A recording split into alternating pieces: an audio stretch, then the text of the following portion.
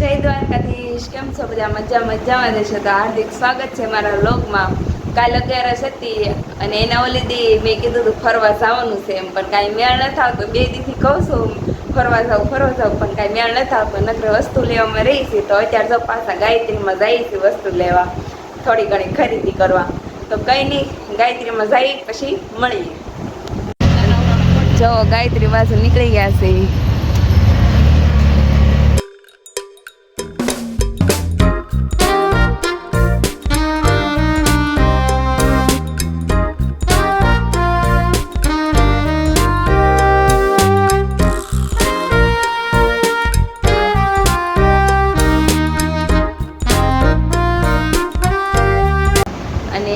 પછી મારા નણંદના ઘરે ગઈ હતી, પણ મેં કાંઈ બ્લોગ શૂટ નહોતું કર્યું કે થઈ ગયું હતું મોડું. અને અત્યારે જો પાછા કપડાં ચેન્જ થઈ ગયા છે, કેમ કે કરમનાથ મંદિરે જવાનું છે. 2 દીથી કહેતી હતી ફરવા જાવ પણ કાંઈ મેળ નહોતો આવતો. એટલે હવે જો અત્યારે આજ મારા પપ્પાને પરાણે મેં કીધું હતું હાલો કરમનાથ મંદિરે જવું છે, તો અત્યારે કરમનાથ મંદિરે જવાય છે. તો ના જઈને મળીએ. કરમનાથ મંદિરે પહોંચી ગયા છે. 2 દિવસથી કહેતી હતી જાવું પહોંચી ગયા છે કરમનાથ મંદિરે.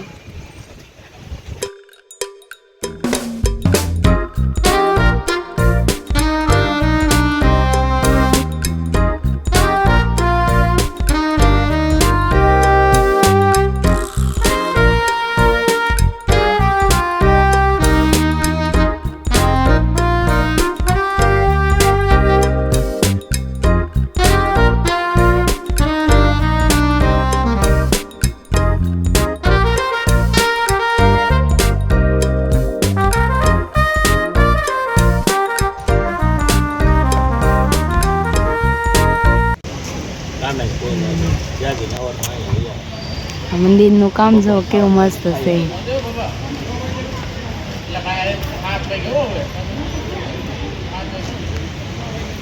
તો સાંજે તો આવ્યા ને છે, નકર આ બધે અહીંયા બધે લાઇટિંગ હોય.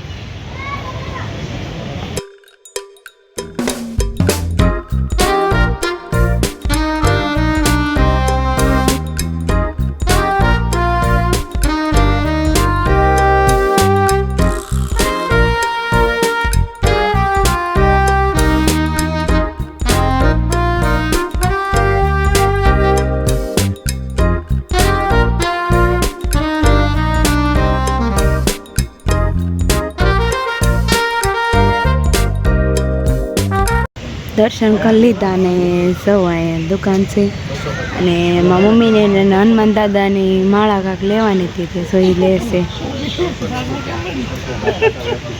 દર્શનને એવું કરી લીધું ને મારા મમ્મીની માળા લેતા હતા, પણ કાંઈ પછી લીધી નહીં, કેમ કે એને મોંઘી લાગી એટલે ન લીધી. અને હવે જો મારા બાપુ ઘરે જમવાનું છે, તો ત્યારે જમવા જઈએ છીએ.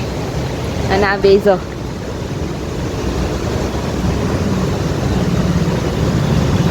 તો કંઈ નહીં, અત્યારે જાવી છે પછી મળી.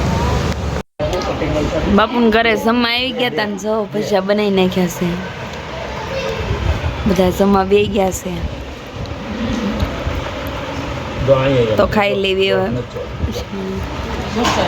બાપુને ઘરે જમી કરી લઈ આવી છે મારા ઘરે. અને હવે જો હું ત્યારે છે તો કંઈ નહીં, આ બ્લોગમાં એટલું જ હતું.